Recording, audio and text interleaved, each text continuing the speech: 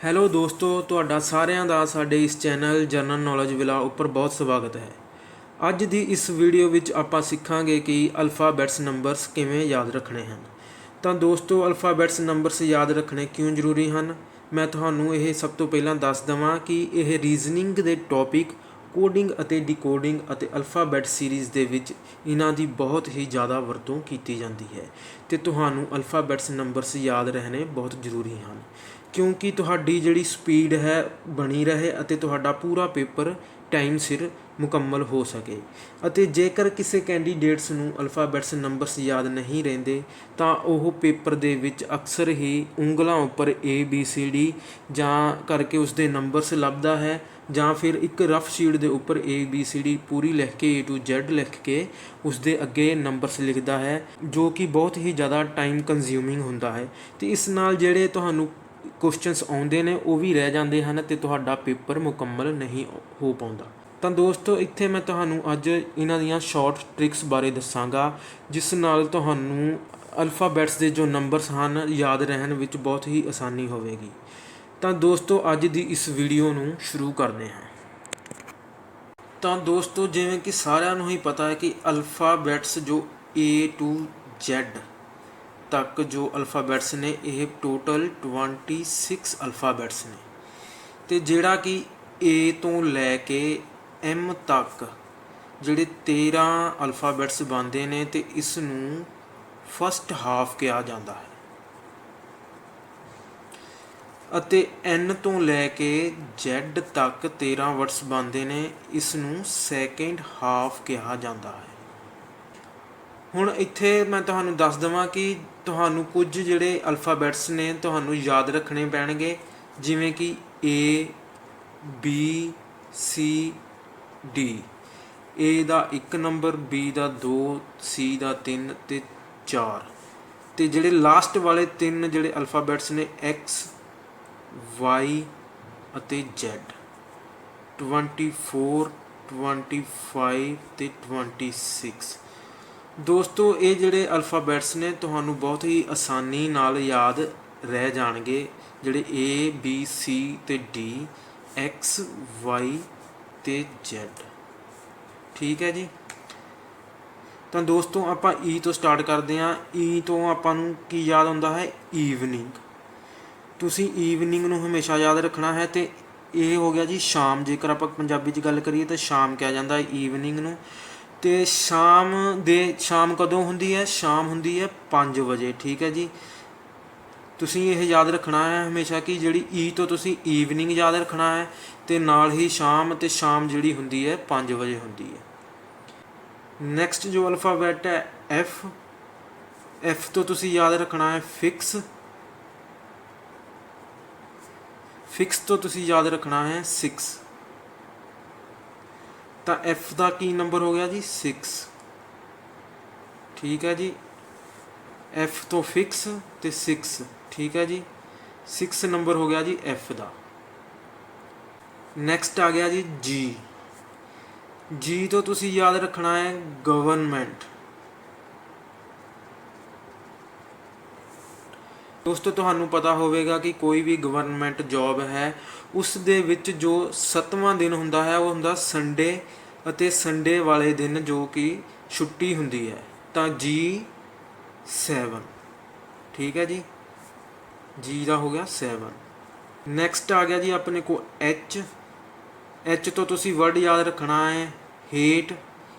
Hate ਦੇ ਨਾਲ ਹੀ ਰਲਦਾ ਮਿਲਦਾ ਜੋ ਵਰਡ ਹੋਵੇਗਾ 8। ਠੀਕ ਹੈ ਜੀ। ਇਸ ਤਰ੍ਹਾਂ H ਦਾ ਜਿਹੜਾ ਨੰਬਰ ਹੋਵੇਗਾ 8। H ਤੋਂ ਹੇਟ 8 ਬਣ ਜਾਵੇਗਾ।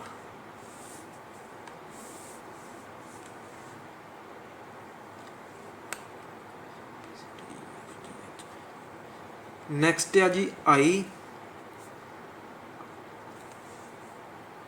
ਆਪਾਂ ਅਕਸਰ ਇੰਗਲਿਸ਼ 'ਚ ਬੋਲਣ ਦੀ ਕੋਸ਼ਿਸ਼ ਕਰਦੇ ਹਾਂ ਕਿ I know। I know ਤੋਂ ਤੁਸੀਂ ਹਮੇਸ਼ਾ ਯਾਦ ਰੱਖਣਾ ਹੈ ਕਿ ਇਸ ਦਾ ਜਿਹੜਾ ਨੰਬਰ ਹੈ 9 ਹੈ। I know। ਤਾਂ ਤੁਸੀਂ ਇਸ ਤਰ੍ਹਾਂ I ਦਾ ਜਿਹੜਾ ਨੰਬਰ ਯਾਦ ਰੱਖ ਸਕਦੇ ਹੋ। ਦੋਸਤੋ, ਜਿਹੜਾ ਨੈਕਸਟ ਵਰਡ ਹੈ J। ਬਹੁਤ ਸਮਾਂ ਪਹਿਲਾਂ ਇੱਕ ਫਿਲਮ ਆਈ ਸੀ ਜੋਕਰ 10। ਠੀਕ ਹੈ ਜੀ। ਤੁਸੀਂ ਇਸ ਫਿਲਮ ਤੋਂ ਤੁਸੀਂ ਹਮੇਸ਼ਾ ਇਸ ਦਾ ਨੰਬਰ ਰੱਖਣਾ ਯਾਦ ਰੱਖਣਾ ਹੈ ਕਿ ਜੇ ਦਾ ਨੰਬਰ 10 ਹੁੰਦਾ ਹੈ।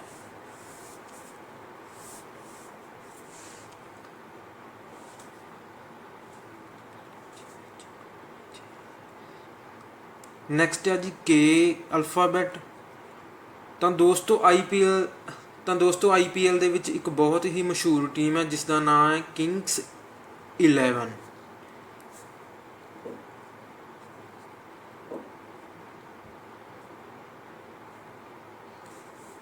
ਤਾਂ ਤੁਸੀਂ ਕਿੰਗਸ 11 ਤੋਂ ਜਿਹੜਾ ਕੇ ਦਾ ਨੰਬਰ ਯਾਦ ਰੱਖ ਸਕਦੇ ਹੋ।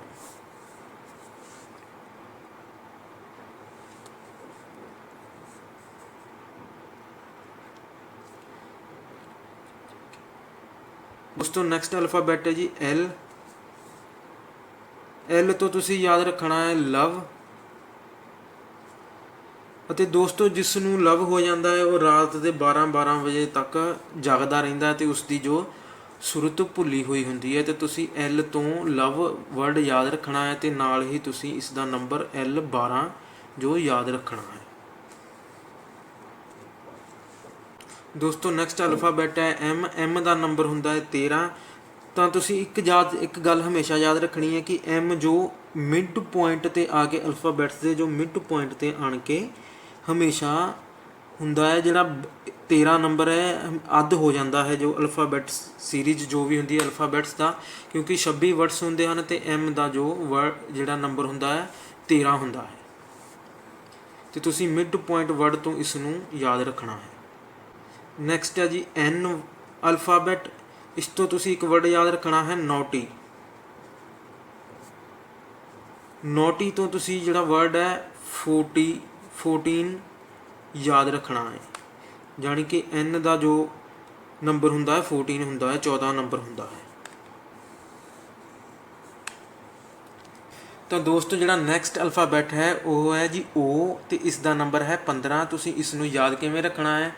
ਤੁਸੀਂ ਹਮੇਸ਼ਾ ਯਾਦ ਰੱਖਣਾ ਹੈ ਕਿ ਸੈਕਟਰ 15 ਦੇ ਵਿੱਚ ਚੰਡੀਗੜ੍ਹ ਦੇ ਵਿੱਚ ਤੁਸੀਂ ਜਿਹੜਾ ਹਮੇਸ਼ਾ ਪੇਪਰ ਦੇਣ ਜਾਂਦੇ ਹੋ, ਜਿਹੜਾ ਵੀ ਤੁਹਾਡਾ ਕੋਈ ਗਵਰਨਮੈਂਟ ਪੇਪਰ ਹੁੰਦਾ ਹੈ, ਤੁਹਾਡਾ ਸੈਕਟਰ 15 ਦੇ ਵਿੱਚ ਕਦੀ ਨਾ ਕਦੀ ਜਿਹੜਾ ਰੋਲ ਨੰਬਰ ਆਇਆ ਹੈ ਅਤੇ ਜਾਂ ਕਿਸੇ ਕਾਲਜ ਜਾਂ ਸਕੂਲ ਦੇ ਵਿੱਚ ਤੁਸੀਂ ਸੈਕਟਰ 15 ਦੇ ਵਿੱਚ ਜੋ ਪੇਪਰ ਦਿੱਤਾ ਹੈ।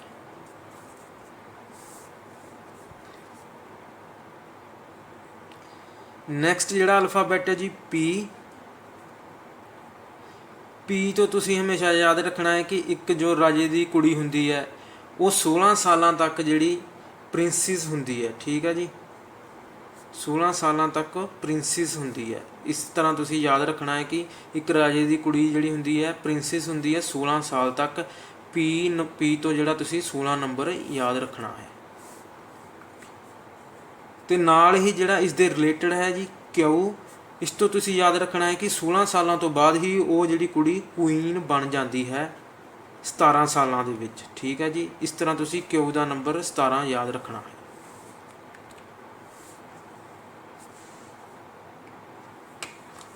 ਨੈਕਸਟ ਜਿਹੜਾ ਅਲਫਾਬੈਟ ਹੈ ਜੀ ਆਰ।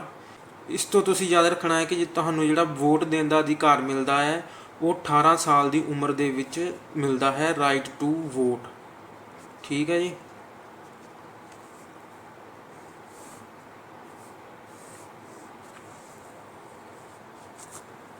ਜਿਹੜਾ ਨੈਕਸਟ ਅਲਫਾਬੈਟ ਹੈ ਜੀ ਐਸ।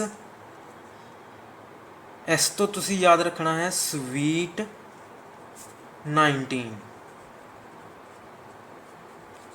ਇਸ ਤਰ੍ਹਾਂ ਤੁਸੀਂ ਐਸ ਦਾ ਜਿਹੜਾ 19 ਨੰਬਰ ਯਾਦ ਰੱਖਣਾ ਹੈ।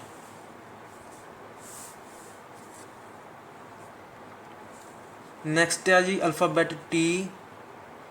ਟੀ ਤੋਂ ਤੁਸੀਂ ਹਮੇਸ਼ਾ ਯਾਦ ਰੱਖਣਾ ਹੈ ਕਿ ਜਿਹੜੇ T20 ਮੈਚਸ ਹੁੰਦੇ ਹਨ, ਠੀਕ ਹੈ ਜੀ, T20।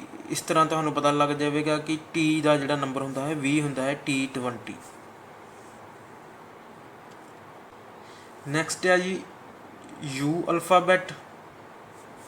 ਯੂ ਅਲਫਾਬੈਟ ਤੋਂ ਤੁਸੀਂ ਹਮੇਸ਼ਾ ਯਾਦ ਰੱਖਣਾ ਹੈ ਕਿ ਤੁਸੀਂ ਅੰਡਰ 21 ਤੱਕ ਜਿਹੜੇ ਬੱਚੇ ਹੁੰਦੇ ਹਨ ਉਹਨਾਂ ਨੂੰ ਵਿਆਹ ਕਰਨ ਦੀ ਜਿੰਨੇ ਤੱਕ ਅੰਡਰ 20 ਹੁੰਦੀ ਹੈ ਤੁਹਾਡੀ ਏਜ, ਉਨੇ ਤੱਕ ਤੁਹਾਨੂੰ ਵਿਆਹ ਕਰਨ ਦੀ ਜੋ ਪਰਮਿਸ਼ਨ ਨਹੀਂ ਮਿਲਦੀ।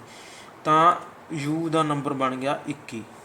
ਤੋਂ ਜਿਹੜਾ ਨੈਕਸਟ ਵਰਡ ਹੈ ਵੀ ਤੋਂ ਤੁਸੀਂ ਹਮੇਸ਼ਾ ਵਿਕਟਰੀ ਜਿਹੜਾ ਯਾਦ ਰੱਖਣਾ ਹੈ ਅਤੇ ਵਿਕਟਰੀ ਤੋਂ ਤੁਹਾਨੂੰ ਜਿਹੜਾ 22 ਯਾਦ ਰਹੇਗਾ, ਕਿਉਂਕਿ ਵਿਕਟਰੀ ਦਾ ਨਿਸ਼ਾਨ ਬਣਾਉਣ ਵੇਲੇ ਹੱਥ ਨਾਲ ਜੋ ਦੋ ਉਂਗਲਾਂ ਖੜੀਆਂ ਕੀਤੀਆਂ ਜਾਂਦੀਆਂ ਹਨ। ਦੋਸਤੋ ਜਿਹੜਾ ਨੈਕਸਟ ਵਰਡ ਹੈ W।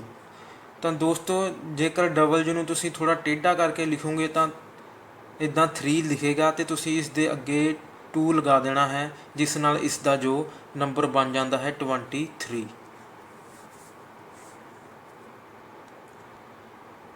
ਠੀਕ ਹੈ ਜੀ।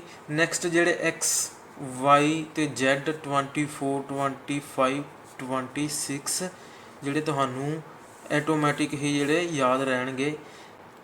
ਤਾਂ ਦੋਸਤੋ ਮੈਂ ਤੁਹਾਡੇ ਲਈ ਇੱਦਾਂ ਹੀ ਨਵੀਆਂ ਤੋਂ ਨਵੀਆਂ ਜਿਹੜੀਆਂ ਫਾਇਦੇਮੰਦ ਵੀਡੀਓਜ਼ ਲੈ ਕੇ ਆਉਂਦਾ ਰਹਾਂਗਾ ਅਤੇ ਸ਼ਾਰਟ ਟ੍ਰਿਕਸ ਦੱਸਦਾ ਰਹਾਂਗਾ। ਅਤੇ ਇਸ ਦੇ ਲਈ ਤੁਸੀਂ ਕਰਨਾ ਕੀ ਹੈ, ਸਾਡੇ ਇਸ ਚੈਨਲ ਨੂੰ ਸਬਸਕ੍ਰਾਈਬ ਕਰਨਾ ਹੈ ਅਤੇ ਇਸ ਵੀਡੀਓ ਨੂੰ ਵੱਧ ਤੋਂ ਵੱਧ ਸ਼ੇਅਰ ਕਰਨਾ ਹੈ। Thank you.